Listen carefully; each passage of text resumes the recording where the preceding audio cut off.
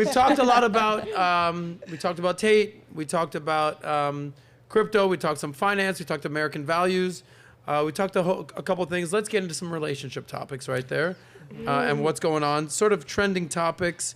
And we'll talk about hypergamy and how the role of a man, the role of a woman, and this kind of stuff. I'm not looking at you for any particular reason. But let's stick around this story that's happening currently in Miami. We're all familiar with what's happening with Tom Brady and his divorce from Giselle. Nat's getting a little fired up right now. Now who the rumors are that Giselle is dating is pretty interesting. Do you know who she's rumored to be dating? Oh, you're going to appreciate this one. Yep. Okay, so Giselle. Pete Davidson. Huh? Pete Davidson. I know, Oh, if it's right? Pete Davidson, a freak out. So it's not a household name, but you're going to be very familiar with this rumor right here. So Giselle's new man reportedly is Miami billionaire developer Jeffrey Sofer. Does that name ring a bell? No. He's your boss, honey. No. He owns the Fontainebleau and he owns Story nightclub. Just kidding. Dave Grutman I know you, works Jeff. for him. You've Love never you. heard that name? No, never. Wow, that is insane. He's, the This guy right there? They operate in the shadows. Okay. So Giselle's reportedly seeing Miami billionaire developer and Tom Brady's friend, Jeffrey Sofer. This guy owns the Fontainebleau, which is the #1 destination in Miami. I am employed by Fontainebleau. Exactly. So I told you, I'm shocked. Thank you, by the way. So I'm not going to be bashing Jeff Hopefully Sofer. I'll continue being employed. Exactly. We're not going to be bashing Jeff Sofer because we enjoy going to his establishments. But we are going to be talking about what we think is happening with Giselle, but more importantly, weighing in on some of the valuable lessons that we can learn from this. Because apparently she was dating, this dude, this jiu-jitsu instructor, her kid's jiu-jitsu instructor. But we know that when women break up with a very powerful, rich man like Tom Brady, let's just say rich, successful, sometimes for short term, they'll do stuff for fun. But for long term, there is something called hypergamy, which is the act of dating up. And a wealthy, beautiful woman like Giselle is not just going to date some clown or some jiu-jitsu instructor. Now that he's a clown, he'll probably whoop my ass. Your ass too, Dustin.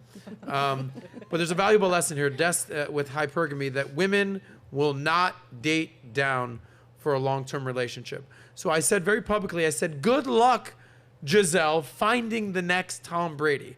How many good-looking, successful 40-plus men out there that she'd be willing to date that are attractive to her, that are single, have worth than $400 million, and that actually live her type of lifestyle? Like, you can count it on one hand.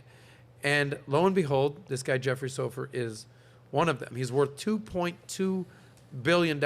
If you know anything about Miami, I'm actually shocked you don't. He's a name. He's Dave Grutman's boss, put it that way. And Dave Grutman is who? Dave Grutman is my boss. Exactly. So he's your boss's boss. Yeah. Just put it that way. Exactly. Giselle's net worth is $400 million. Tom Brady's net worth after his new massive NFL deal with Fox is now $500 million. Jeffrey Sofer's net worth is $2.2 billion. So we have talked about hypergamy, about women will typically never date down long term. They will date up, where men gladly will date down. They'll take some young hot chick that's got nothing going on and say, hey, you're coming with me now, baby. But here's my question. There's something called the bro code, right? And the bro code is that if basically your homie is dating a girl or married to a girl, she's off limits. So my question is this. Did Jeff Sofer, who's friends with Tom Brady, and this is all allegedly, we don't know of any of these facts, they've been seen together, did he go against the bro code in now dating Giselle if he's in fact friends with Tom Brady? If it's true, who's in the wrong here? Who's not in the wrong? Can Giselle do what he wants? This guy, by the way, was married at one point to Elle McPherson. If you don't know who Elle McPherson is, like before there was like Pamela Anderson, before there was Carmen Electra, before there was Gigi and Bella Hadid and Kendall Kardashian. Pull up a picture of Elle McPherson. Okay, she was one of the biggest supermodels on the planet. That was his ex-wife. You can just go back to that article. You have that? Yeah. Okay, Elle McPherson. Scroll in a little bit. Boom. So this guy, he dates. He gets some good stuff going on right there. Now, you women aren't, actually, probably an unfair question for you guys to answer bro code because you're not bros. I'm just going to go out and say this. Gentlemen, don't break the bro code. Here's what I will say for the ladies. Have any of you, and I get that one of us has a husband here, ever dated a guy you were dating end up dating one of his friends. Thoughts on this concept? Go ahead. No. No? Is this No, why is that? I wouldn't, because I think if you're dating someone, you get to know a certain aspect of them, whether that's intimately, physically, or intimately, period. I also just got out of a relationship, so I don't know much about dating now because I was with my ex-boyfriend for almost 4 years, which was all of my early 20s. But I would not date one of his friends, or would want to date someone, or would I want that to be done to me as well. Okay. So, Brody? No, never. I also think that these are adults and they can do what they want. Yeah. So like, they have kids. I'm just like, Rebecca, you're Yeah. exempt from this one because your husband's here. We're not going to. But there is a term called homie hopping that we talked about right here. I'm more interested. I'm not so much interested in whether you would date the guy's friend. It's, a lot of guys are very uncomfortable with women having guy friends. Okay? So, like, because they're worried, all right, like, who's this guy? Like, what's going on here? Like, do you have any rules? Like, does James set any boundaries? Like, that's it. Any guy friends, they're cut off. You're married, now you got kids. No, I cut them off. Ooh, Like wait. I cut off any. I barely have girlfriends, so like. But you elected to cut them off and say, why? I'm happily married now. I don't need any of that drama in my life. Yeah, I mean, I mostly had like gay guy friends, and they don't want to hang out with a married woman. It's now just you're true. boring. No, it's just true. But I will say about this Giselle and whatever, you don't really have many options going up the ladder, right? Like you dated or you were married to Tom Brady for what, 12, 15 years? Yes. His friends are the only pool you can actually get from at that point. I'm sorry. Like, I could see why she would go over there. I would care, like, at that point, I feel like I have money. Like I dated this guy, I married this guy, I have money. Now what I care about is, like, a father figure or, like, someone who's going to be, like, an emotional. Like, I think women of that caliber who have that much financial stability, they don't, it's interesting that she went for him because I would think that at this point she would date for she would look for other things. Well, like I said, this is human nature. Yeah. Women, we just saw this with Jeff Bezos' ex-wife, Mackenzie Scott Bezos. Short term, women will date for fun, aka she's dating the Brazilian jiu-jitsu instructor.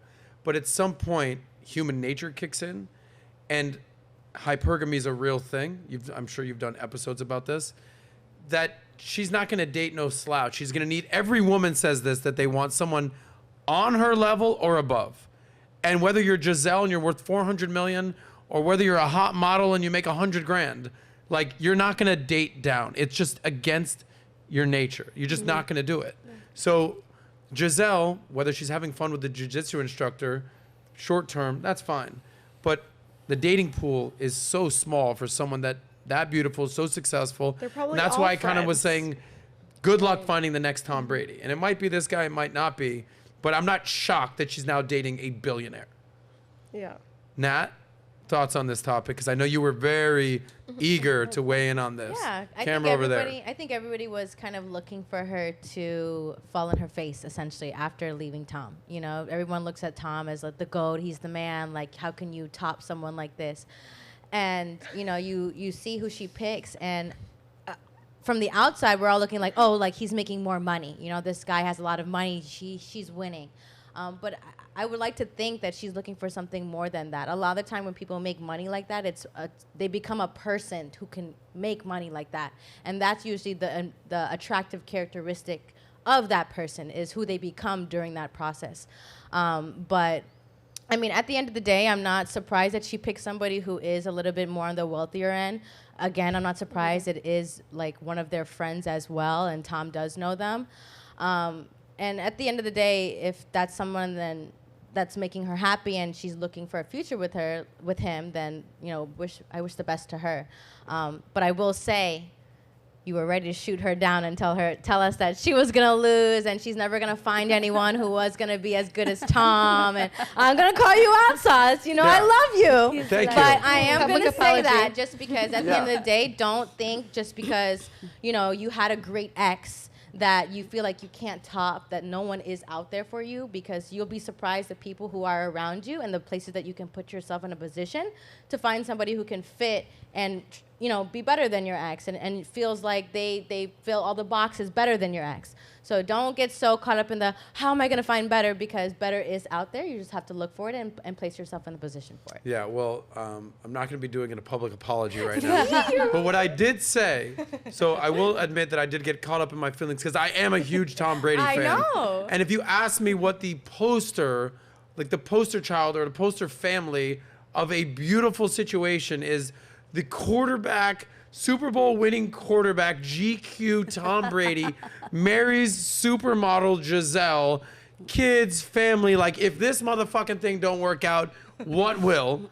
Okay, so when she leaves him, he didn't leave her. Yeah. She left Tom Brady. I'm like, oh, this bitch. Yeah. Feeling. Good luck out there, Giselle. Good luck finding another Tom Brady. Yeah. And you know what? She went through her fucking Rolodex and she's like, She saw the okay. SOSCAST episode. She's like, yep, there's like 4 people on this dude's level. Because think about it. She's not just gonna date some rich dude. She can go marry some fucking Saudi Arabian prince who's got a gut out to here. That's not what she wants, a good looking guy. So enter Tom Brady's homie, Jeff Sofer, who happens to be a billionaire, 4x time what he's worth. So what I will say is this, a lot of women around me were like, oh, we'll show you. So of course it was a girl in my life that sent me this article that's like, see? I'm not apologizing on behalf of Tom Brady. So if you like that clip, click right here to watch another, or if you want to watch the entire SOSCAST, click right here.